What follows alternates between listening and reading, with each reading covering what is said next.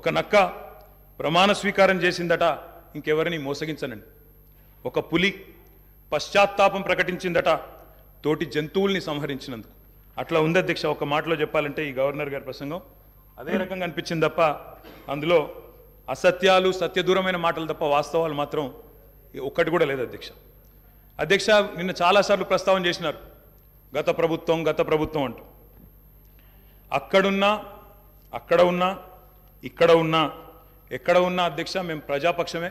తప్పకుండా తెలంగాణకు ఎన్నటికీ స్వపక్షమే, కాంగ్రెస్ ప్రభుత్వానికి ఎన్నటికైనా విపక్షమే అధ్యక్ష. తప్పకుండా ప్రజల తరపున గొంతు విప్పుతాం. అందుకే గతంలోని వారి పరిపాలన ఎట్లా ఉందో ఒక్కసారి తప్పకుండా అద్దం చూపెట్టవలసిన బాధ్యత ప్రధాన ప్రతిపక్షంగా మా మీదనే ఉంది అధ్యక్ష.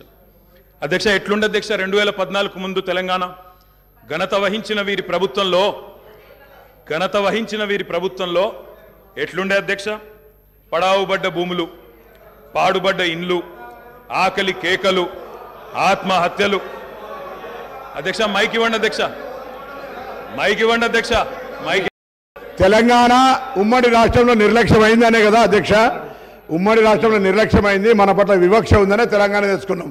తెలంగాణ వచ్చిన తర్వాత జరిగిన ప్రభుత్వ కార్యక్రమాల గురించి మాట్లాడుకుందాం. గతం గురించి, గత ఉమ్మడి రాష్ట్రంలో జరిగిన అన్యాయం జరిగిందనే కదా మేము కొట్లాడింది, అందరం కొట్లాడింది. అందుకే కదా ఇవాళ మన దాని గురించి ఎందుకు ఇవాళ మాట్లాడితే తెలంగాణ రాష్ట్రంలో తెలంగాణ ప్రభుత్వం ఏం చేసిందో మాట్లాడదాము. తెలంగాణ ప్రభుత్వం ఏం జరిగిందో పైన పటారం లోన లోటారం ఊపర్ శర్వాణి అందరు పరిశాని తప్ప ఏం కనబడతలేదు అధ్యక్ష. అనేక సందర్భాలు మా దగ్గర ఉన్నాయి, మొత్తం ప్రభుత్వం ఏమేం చేసిందో చెప్పడానికి కూడా. కానీ గౌరవ ప్రతిపక్ష సభ్యులుగా మాట్లాడాలి. కానీ 50 సంవత్సరాల కింద చరిత్ర మా తాత మీ చాలా నిమ్మకాయలు పెడితే నడవదు సార్. ఇప్పుడు తెలంగాణ వచ్చిన ఏం జరిగిందో చెప్పమనండి. ఈ వీడియో మీకు నచ్చినట్టయితే లైక్ చేయండి, 10 మందికి షేర్ చేయండి. అలాగే కామెంట్ల రూపంలో మీ అభిప్రాయాలను మాతో పంచుకోండి. Nationalist hub group of channels ను సబ్స్క్రైబ్ చేసుకుని తెలుగునాట జాతీయవాద జర్నలిజాన్ని ప్రోత్సహించండి. ఈ వీడియో కింద ఉన్న బెల్ ఐకాన్ పై క్లిక్ చేయడం మర్చిపోవద్దు.